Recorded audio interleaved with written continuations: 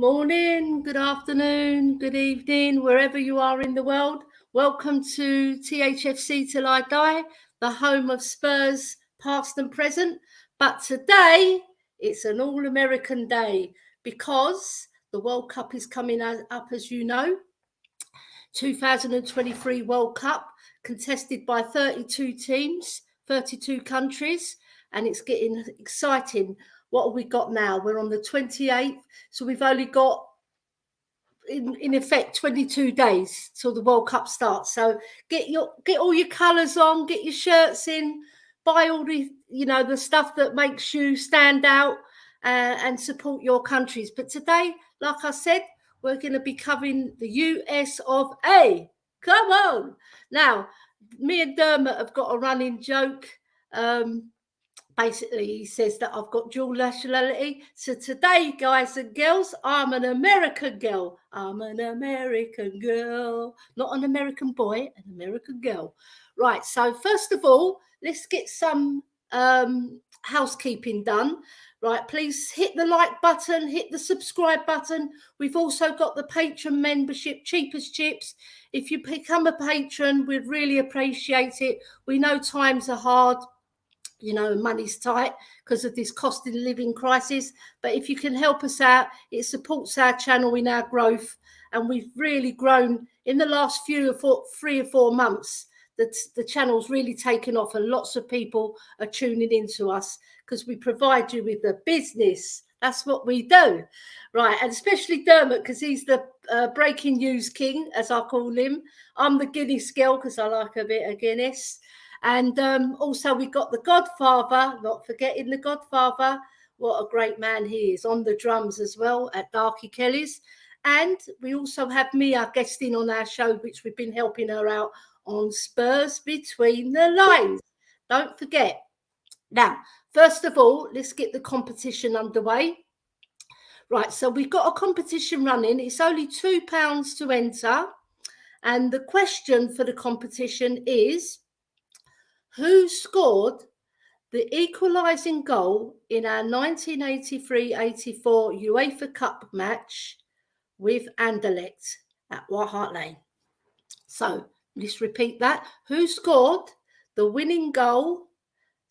equalising goal for Spurs against Anderlecht in the UEFA Cup final 83-84? There you go. It's only £2. Get them in early so we can see. And first of all, I would like to start off on how the USA qualified for the World Cup. So it kicked off CONCACAF, I think it's pronounced, World Cup qualification group. They were grouped with Jamaica, Haiti and Mexico. So not really a tough group for the Americans there, I don't think. Probably the best out of the three would have been Mexico, who they faced. But they had quite a poor start. So Jamaica was the challenger, but the USA topped the group as expected. They won all 3 of their games, scoring 9 goals, and that gave them 9 points. Second were Jamaica. That was the surprise of the group. Even though they are up and coming, most people were putting their money on Mexico to go through, but they had a very poor start. So second were Jamaica with 6 points. And third were Haiti, who actually qualified in the playoffs. So they are actually at the World Cup. So that was really good. So basically, they played 3 matches. Right, so the first match was kicked off against Haiti. Alex Morgan, as most Spurs fans know, she came over to Spurs for a short period. I think it was just before the lockdown period anyway. She scored a brace, which is fantastic. What a great player she is. She'll always score you a goal. Plus, she's very tenacious and she's very strong in terms of getting goals. So she always has a very, very good scoring record for the USA. And then a surprise off the bench was young Midge Purse, who came on and scored a late goal as well. So that was that game. Next up was Jamaica, and they bashed 5 goals past the Jamaicans.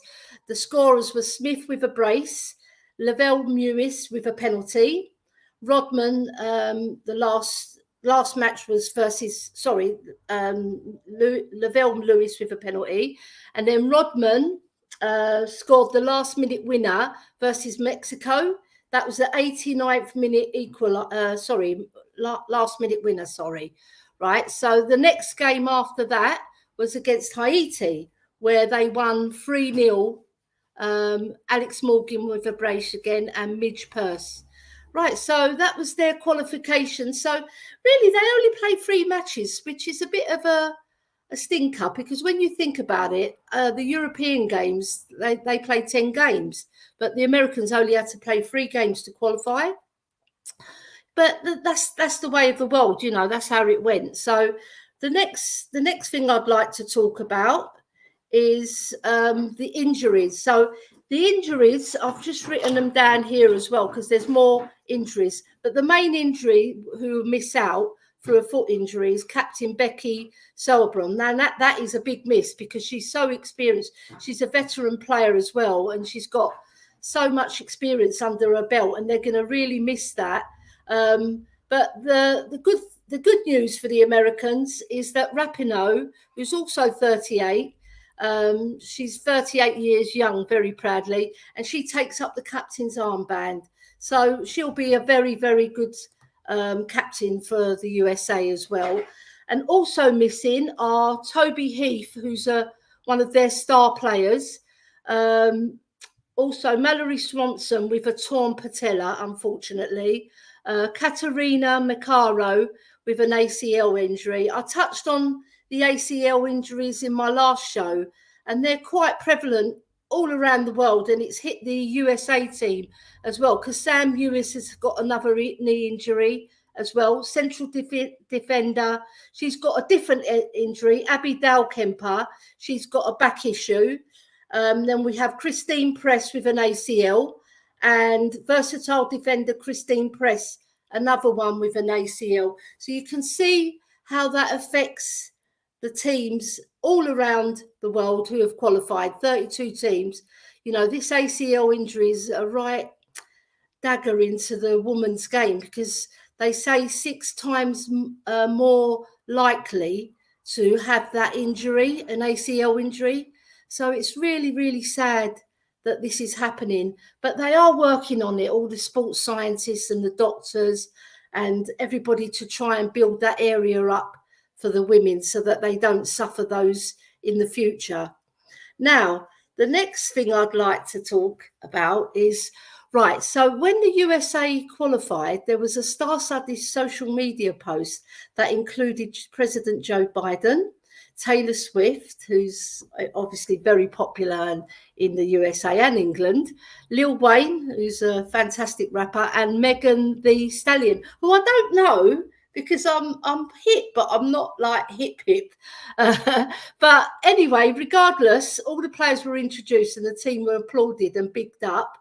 And it was really good, because it's nice to get your president behind you as well, isn't it? Like, obviously in England, we've got, well, we did have Boris Johnson, but now we've got Rishi Sunak. But, you know, the Tories, I think they're more cricket and probably more rugby. I'm not being cynical, but that's what they probably are. But anyway, regardless, it was fantastic to have that big event for them and to gee them up for the upcoming World Cup. And I think, you know, that would have given them some spirit, for especially for your president to come on, you know. Now, what I'm going to do is go to the chat, because we've got some people joining us. Right, in the chat, we've got the disabled team. Just wait 1 second, because my door's going. Just wait 1 second.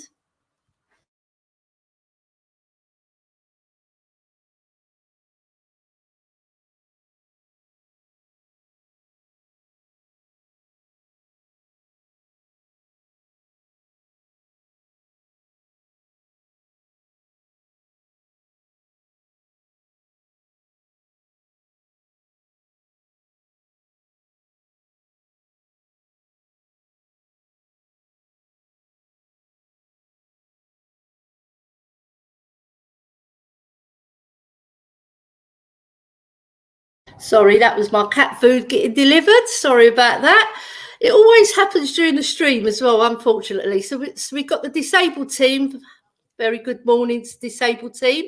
Right, he said, good morning, everybody. Good morning to you as well. Then my little comment was, welcome all the American US friends. Yes, come on. And then we've got Jim Boxall. Morning, Elly. Can't stay. We have to go out. We'll watch it later. Come on, England. Well, I'm born in England, even though I've got Greek parents. I'm born in England, so I'll always support England. And then we have the disabled team saying, good morning, Elly, hope you're well. Well, I am. I didn't get much sleep last night, hence the bags, right? But, you know, sometimes you can't get sleep because it's too bloody hot. You know, we've never had weather like this in England, have we? Well, very rarely anyway. But it was like 32 degrees 2 days ago. And yesterday it was 16 to 18 degrees. So it did cool down. Right. So let's get back to the American team now. Right. So now I've done that one. Right. Next one. Right. Here we go. There's been 8 women's FIFA World Cup tournaments. If nobody knows, there's been 8 in total. Right. So the World Cup finals, we've in terms of the people that have the countries that have won it, there's 4 for USA. They were back-to-back winners as well in 2015 and 2019. So if they win this World Cup in 2023, this year, obviously, they will be world record breakers because no other team has done that. Right. So the other World Cup winners are right. Hold on, here we go. Right, so the other World Cup winners are Japan, Germany have won it twice, and Sweden have won it once. So, okay, right. Right, here we go. So now we're going to get on to the actual team. There's a 23-woman squad with many veteran players, including Julie Ertz, who returned from a long spell away from the game due to her injury, and Alex Morgan. She's Spurs fans know her, like I've mentioned. She had a spell in 2020, played 4 times for us and scored 2 goals. But unfortunately, she had injuries and she couldn't quite make it at Spurs, but so she went back to America. But you know what? She gave us good service. She played 4 times, 2 goals, not bad, you know, so you can't complain. Right, next up, we're going to give a special mention to Captain Rebecca Sorbrun, who doesn't make it because she misses out in injury. You know, I think she's a fantastic player. She's a midfield player, stroke winger. And, you know, sometimes, you know, when you lose your captain, and obviously we've got Megan Rapinoe to step in. But when you lose your captain and she's highly experienced and she's got the respect of all the team, it's hard for a team to not to recover, but it's hard for a team to lose somebody with such a good personality, such a good profile, you know, so much experience that you know, it's just a big shame really for the Americans. I'm sure they're gonna recover, but you know, it would have been nice if their captain could go as well. Now, I'm going to speak about Jill Ellis, the former USA manager. She was actually born in Folkestone in Kent and supported Man United. And what a great manager. She won the back-to-back World Cups in 2015 and 2019. And I was reading up about her. She said that she just left because she was on the crest of a wave and she always wanted to get new challenges. So it's not because she didn't want to continue in the job, obviously, but she just wanted to, you know, explore club football and, you know, expand her horizons. So, but she was a fantastic servant, and what a way to go out to win the World Cup for your country. What a way to go out. It's fantastic. Now, what she did, she stepped down as head coach after 12 years, an incredible, successful period, I must say. And another thing she did, which a lot of the team liked, she had a really fantastic rapport with every single player.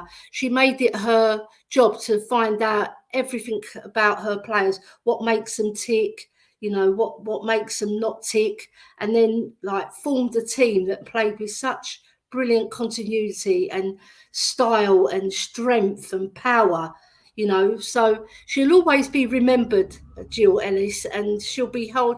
Remember, she's English as well, so we can take heart that an English lady led the Americans to 2 World Cup winning triumphs, you know. So we got to, you know, we got to say, look, we played some part in that.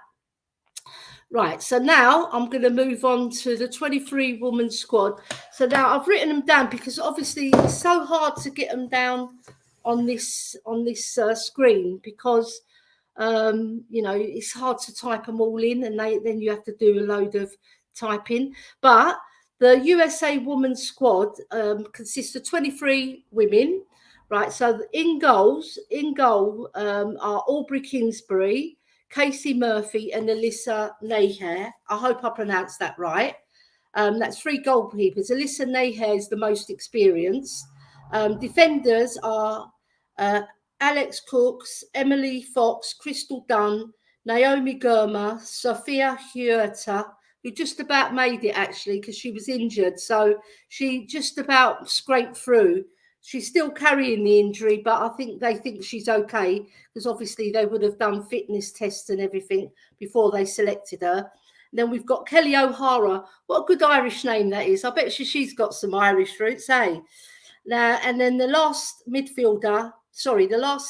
defender is Emily Sonnet. Then moving on to the midfielders, where all the action comes from, you know, all the creativity. We've got Savannah DeMello, Julie Ertz, Lindsay Horan, Rose Lavelle, Kirsty Mewis, Ashley Sanchez, and Andy Sullivan. And then the forwards are Alex Morgan, who's one of their star players, Megan Rapinoe, who's the captain, as I've mentioned. She's fantastic. Trinity Rodman, fantastic player as well. Sophia Smith, who won she won Player of the Year in the USA, which is absolutely brilliant. Alyssa Thompson and Lynn Williams, both fantastic forwards. Now, what the Americans have got of strength in depth. Their forward line is second to none. Their midfielders are so creative and their defence is solid as a rock. You know, so it's going to be very hard for any team who comes up against the Americans to like defeat them, you know, and I just feel that they are the favourites, but they can be beaten because England beat them 2-1 last season. And I think Germany beat them, I think it was 2-1 as well. So, you know, they are beatable, but, you know, they are the holding champions. So, yeah, so, you know, sometimes when you're favourites as well, you've got extra pressure. And because they're going for their 3rd title, they've got even that extra pressure because they're going to be record-breaking country if they do it, right? So the man who's leading them is a gentleman called Vlatko Andonovski. I hope I pronounced that right. Now, he was born in Skopje in SFR Yugoslavia, which is the Social Federal Republic, I think it stands for. And he took over from Jill Elly, in 2019. Now, with Vlatko Andonovski, he was actually born on the 14th of September 1976. He was a Macedonian American Association football manager and former player, and he's the current head coach. Okay, so he's 1.85 meters, which is 6'1", and he was a defender.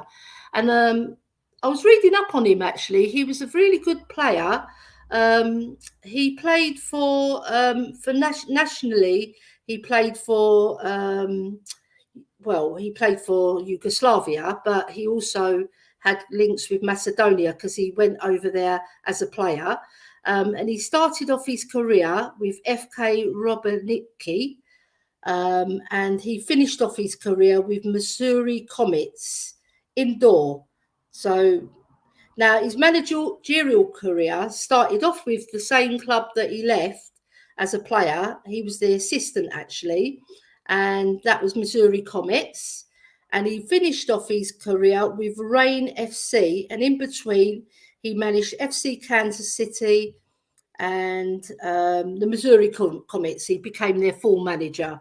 Okay, now his honours for so far, individual honours, he's won Most Valuable Player in the MISL, Defender of the Year, which I told you is a very good defender, Most Improved Player in 2002, and he won the All-Star two-time MISL title. So he's come from very good pedigree. The Americans didn't just pluck him out of the sky. They done their due diligence when they were employing him. And then he went on to Kansas City Comets, where he won the Major Indoor Soccer League in 2013-2014. And at FC Kansas City, NWSL Championship in 2014 and 2015. So that was fantastic. And then for the United States, he won the CONCACAF Women's Championship last season in 2022. They also finished in the bronze medal position in the Olympics in 2020. And then there was She Believes Cup. He's won that in 2020, 2021, 2022, and 2023. So you can see why he was employed, because all that pedigree that he brought to the team. And also he's had individual honours of a Major Arena Soccer League Coach of the Year in 2014 and 15. And also he was the Coach of the Year in the American League 2013 and 2019. So you can see he came from fantastic stock. I think he will lead the American team just as good as Jill Ellis. He will have them all organised. He'll make sure that they play as tough as her team. Just a little mention as well, because there's going to be 14 debutants for the USA. So there's 9 more experienced players and 14 new debutants. So, even though they're debutants in this World Cup, they have been playing regularly for the team. So, they've still got a lot of experience plus new players. So the next thing I'd like to talk about is a special mention for the most capped player, who was Christine Marie Lilly. Now she was born in on the 22nd of July 1971. She gained 354 caps, the final cap being against Mexico, in a great career spanning 23 years, and is notably noted for the most capped footballer. But she's also a fantastic footballer as well. And she's going to be, she's old now, but she would have been fantastic in this year's squad if she was young enough. But the thing is, she started the trend, because like a lot of American football was always fabulous, but she started the trend where players were really loyal to the team and they scored loads of goals. I think she scored 130 goals in her career. So it was fabulous what she did and what she brought to the team. So that's Christine Marie Lilly. I think she's called Heavey now because she got married. So fantastic player. And you need players from your past to show the young girls how to cope with the pressures, of being a top footballer.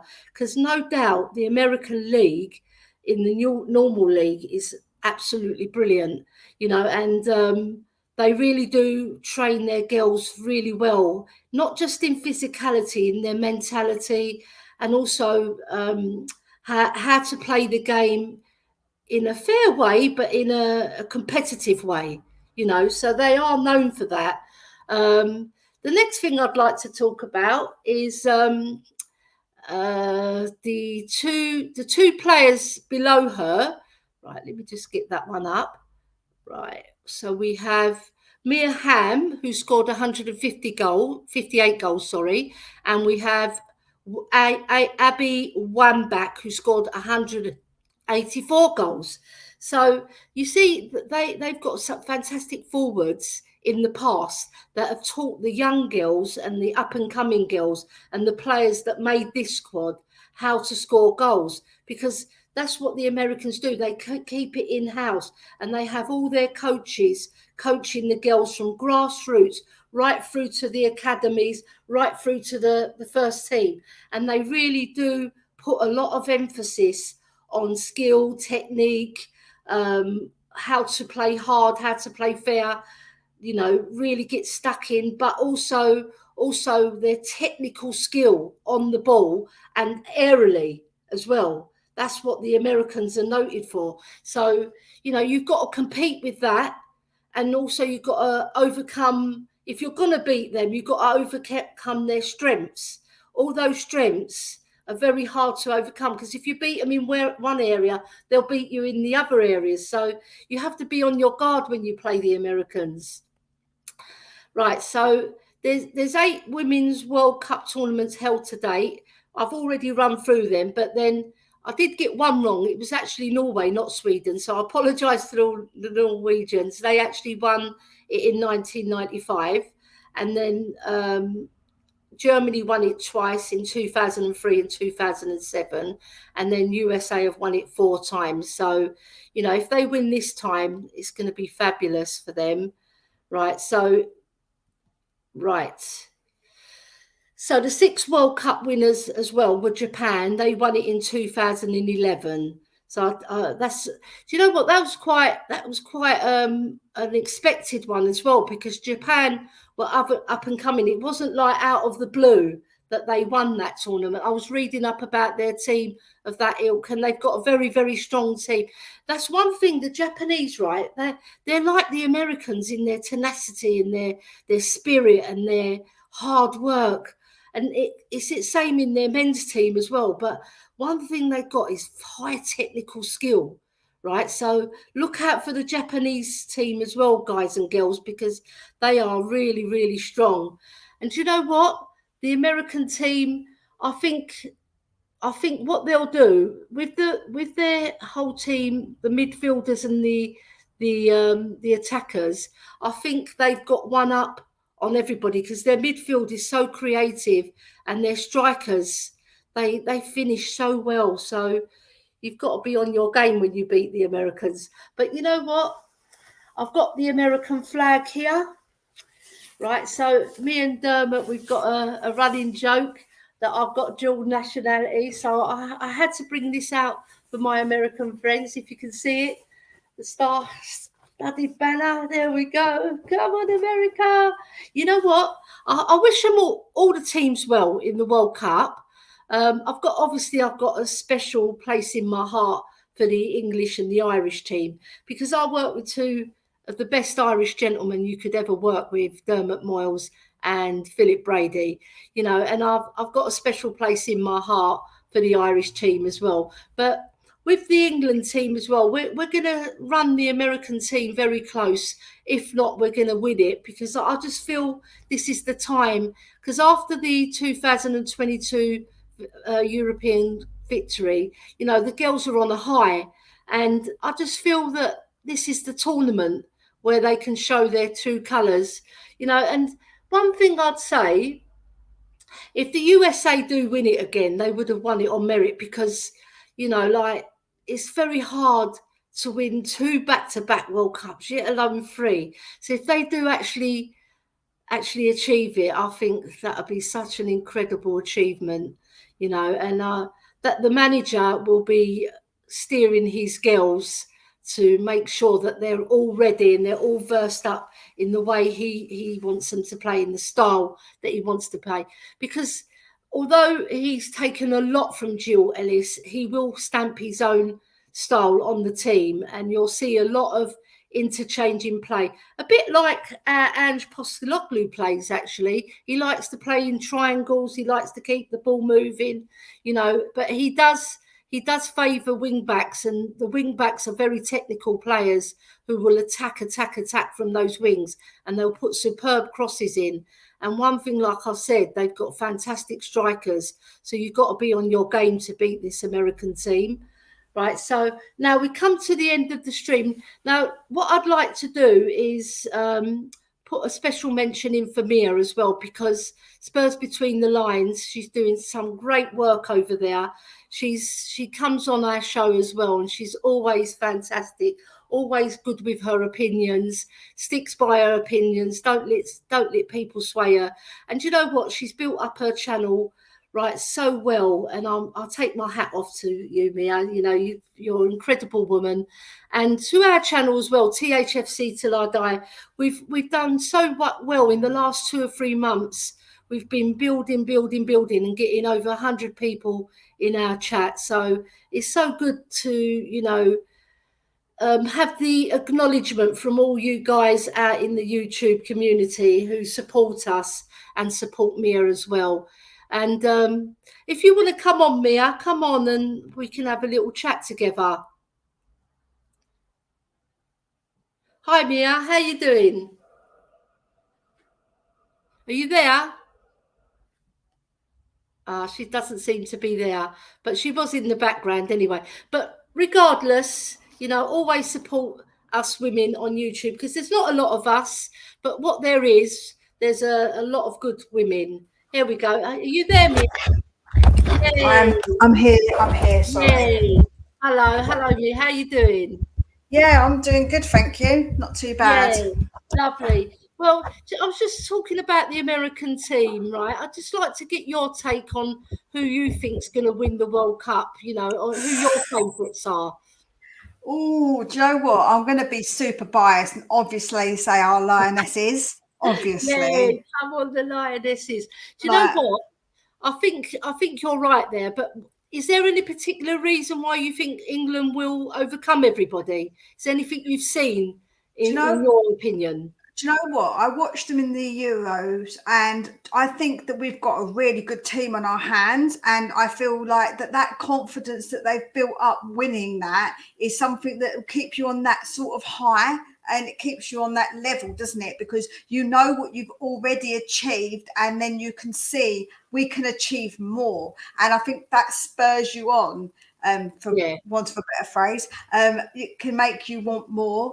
And I think the girls are going to go into it up on a high, knowing that they have won the Euros. And also, I feel like they're doing it for the girls. And when we won it, I felt like that was for the girls. Like they did it knowing that their females in football is so much tougher. Like it is a really tough thing, and it has been in the past. It is a little bit easier now, but I think that they were representing girls, and I think it means a lot to them to win stuff for girls and for English girls, to get them, encourage them to go into the game. So I think that part of it is that, because you could see how proud they were for for the women, you know. So incredible. You know, when Chloe Kelly took off her top and span it around, that was fabulous, wasn't it? I loved it. It was brilliant. I loved it. She plays for my husband's team, QPR, so he was really chuffed as well. Because, no, she plays for Man City, but she supports QPR. Sorry, right? So my husband was so proud of her.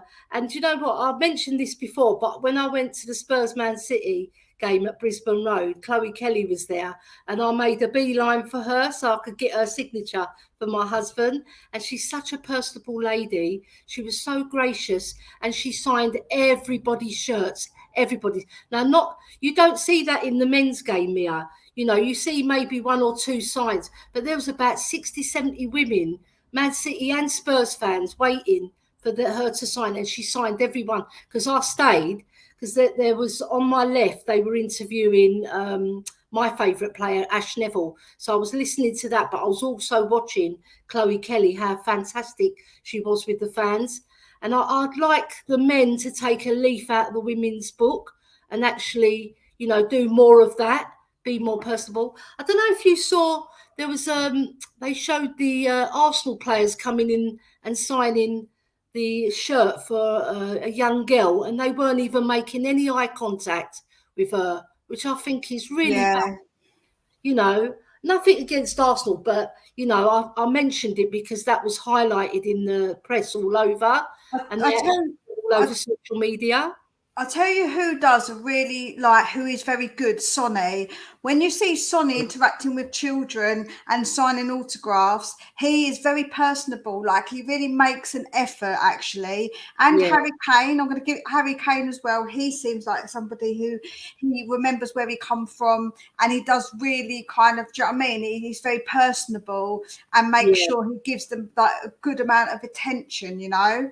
And I think that comes from, with Kane, I think it comes from the fact that he's got children. And with Sonny, I just think he's a nice guy. I just think he's just very nice, you know, and that's just the way that he kind of is. So, I do think I agree with you. And do you know what? Little Porro as well, because he's new to our club, but I've seen him at Spurs do really nice stuff for fans. You know, and he does actually stay there and talk with them as well. He's not just signing it, putting his head down, walking off. He's making eye contact. He's engaging. That's what I like to see, you know, more of that. But there are, I agree with you, there's lots of players that are personable. But I just want to finish off with some of the people in the chat as well. So we had Eltel Cockerell, who's Jose Garcia, sorry, I must say Jose, not Jose. Good morning, Elly. Thank you very much. That was really nice of you. And then we got John Fitzpatrick saying, big up, Elly. And then we have Eltel Cockerell, Jose Garcia. The Americans have 5 to 6 big injuries. England have 3 absentees with major injuries, and Sapin have civil war within their ranks. Interesting. Yeah. Do you know what? I went through those injuries. They've got some really good players missing. They've got their star player, Tobin Heath, who's going to be missing. And I'll just repeat them. Caterina Macario, she's got a torn ACL. She's ruled out. Sam Mewis with a knee injury, another star player. And then you've got Mallory Swanson, who's got a torn patella. And then central defenders, a fantastic Abby Dalkemper, she's got a really bad back injury. She's had back issues all year, so she's not made the cut. Christine Press with an ACL, and the versatile defender Christine Press, who's very experienced. So they're missing star players in key positions. So this might be the time that England can compensate on that. But we have still got 3 injuries.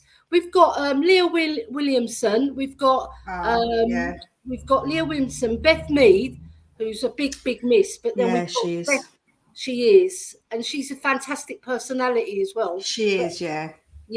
And then we have Fran Kirby, who's been fantastic for England. You know, so you know, all right, the Americans have got more missing, but we've got 3 of our key players missing as well. But we've got really good players that have come in, like Beth England of Spurs, who we signed from Chelsea. She's going to be, I hope and pray that they play her from the start, because she's been on fire for Spurs and she deserves it. She really does, because she scored some fantastic goals, brilliant goals. I don't know if you've watched her, Mia, but I've been watching her live and on the TV, where I've watched highlights, where I've not been able to go to some away games. But she's been fabulous, really. Yeah, no, she has been good. I've watched some of the highlights for sure. But she is good. But like you say, those are quite big misses for England. But I feel like that overall, our squad is pretty good, you know. Yeah. I'm quietly confident. I don't know, but I feel like that's the Euros talking. That's the Euro win that's talking and making me feel a bit more, maybe a bit too confident. But I always back my girls, man. 100% back the Lionesses. 100%. Like Dermot backs the girls in green, we back the girls, the Lionesses. Come on.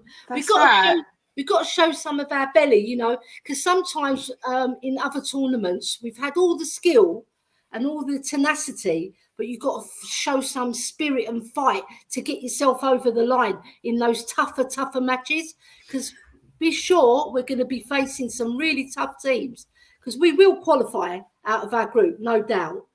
I think the teams to watch are Germany and Spain, you know, and even Japan. They've got a fabulous team as well.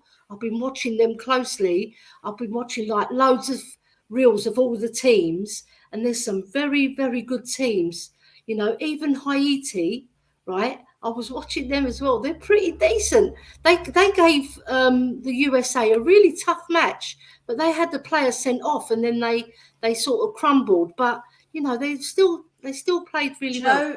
Do you know where I think they've got the advantage in a way is because of their body builds, like their type of body. They're very nimble and normally fairly petite. Like they're not big built girls, are they? They tend to be quite a bit like what I am, but a bit taller because I'm very, very short, but a bit taller. But they tend to be quite petite framed, and that gives them that agility and that they're very, you know, their body movement because of that. Because they're not that big build, if that makes sense. I agree with you, because you know, like if you look at all the really great players that have been in the men's game, especially, right? You've got little Messi. I think he's only 5'7", and then you've got Bernardo Silva at Man City, who's about 5'5". And then even like players like Podence at Wolves, all right, he's not a star player, but he's a fabulous player. And I think he's only 5'3". They're those nippy, nimble players who can weave in and out, and they'll be past you before you know it. You know, so yeah, I agree with you, Mia. You know, you don't have to always have the physical strength. But sometimes if you've got those nimble players in your team, and then you've got the strong physical players, it complements, doesn't it? Yeah, that's right. You've got to have the yin and the yang, don't you? Like it always has to kind of be like that, complement each other, sort of like you say. But yeah, for the women's team, absolutely. For me, like I say, there's definitely some really good teams in it, but I'm always going to back my girls. I'm a very patriotic. Do you know what? I don't realise how patriotic I am until it comes to these kind of things, and I get super patriotic about it. You know, I really do go over the top about it because I'm very much, you know, if it was the thing is, if Cyprus were in it, I would 100% be backing my girls for Cyprus. Even if they weren't as good, I'd be like singing it from the rooftops. You know what I'm saying? But because we're not. I would have loved that. I would have loved if Cyprus or Greece qualified. I would have put the Greek music on, done some Greek dancing, live on air, you know. But it would have been great to follow them, you know, and see how well they progress in the tournament as well. It's a shame that Greece didn't qualify because they did have a strong team, but they just didn't get out of their group, unfortunately. It's a shame. They finished bottom of their group with 1 point. So little old Cyprus. I always feel sorry for Cyprus, even like in all of the tournaments with men's and women's, because we're just such a little island, you know, like it's just like, oh, but when you think about it, Mias, I think on our side it's just, I reckon it's about 780,000 people, something like that, or maybe 1 million, right? And then say half of those are men, so you're already choosing from either 350,000 or 500,000 girls. And out of those, how many are of the age? You know, so you've got slim pickings. But do you know what? If I was younger, Mia, and you, I'm sure you were a good footballer as well, or you played football at schools. I'm sure you did, because you seem that type. I'm guessing, but I reckon you're guessing. I actually didn't play at school, but I used to play against my brother a lot. Me and my brother, we always used to play bit of football, because obviously having a brother, we used to play teacups as well. He's going to hate me saying this. And then, but we used to also play football. I used to love playing football with him. But then when he got too big for me, he got stronger, and I couldn't push him off the ball as easy. So it really frustrated me. So I used to try and kick his ankles, because I was like, I want to get the ball. But I play with the kids now. I actually play with the kids as well. I play with my nephews, and I play with like my Alex. He likes to play football, but he's a bit of a Romero. He likes a bit of the old slide-in tackles. But he does time them well. He does time them well. He did a fantastic tackle on my brother the other day. I was well impressed. He got the ball and everything. He took the man out, but he got the ball. Get him over to Spurs to show Romero how he was doing it. Not last season, the season before. He was fabulous, wasn't he? Everybody was bigging him up. But like, he was good last season, but because the World Cup came, and a lot of the players had their heads in the World Cup, didn't they? So it sort of distracted a bit. And then when they came back, obviously Romero was given 2 weeks off, wasn't he? And then he had to find his feet back in the team, and he didn't. I mean, he wasn't bad, but I think because he done 2 of those sending offs in profile games, it sort of stood out, and people remember the bad rather than the good, because he'd done a lot of good. He'd done so much good, and he got us on the attack. And I love Romero. He's fabulous. I think he's going to have a very good season under Ange. 100%. We'll have to see and see who else we get in as centre backs. But anyway, we'll talk about the men's game. Let's not talk about the men's game. Let's go back to the women. Right. So, like with me, right, I played for Spurs Ladies. I think most people know now. But I was playing with my brothers, and I played at school as well. And I was selected for the school team. But with my brothers, I've got 7 brothers, so we nearly had a team. You know, and we used to play out in the street, and we would obviously go over the park and play. And you can when you play in the street, you hone your skills, because we had a busy road. I lived on Beaconsfield Road in Tottenham, and there was cars coming up and down. So we never really got a full game in. But what you got in, you had to be really technical, and also to avoid getting run over. And avoid my mum coming out with her broomstick to whack me one, because she didn't want me playing football. I had to dodge my mum as well. That's another story altogether, Mia. But I'd just like to say thank you to Tottenham Forever for coming in and joining us. Morning, Elly and Mia. Thank you very much. So that we come to the end of the show now, Mia. But you know what?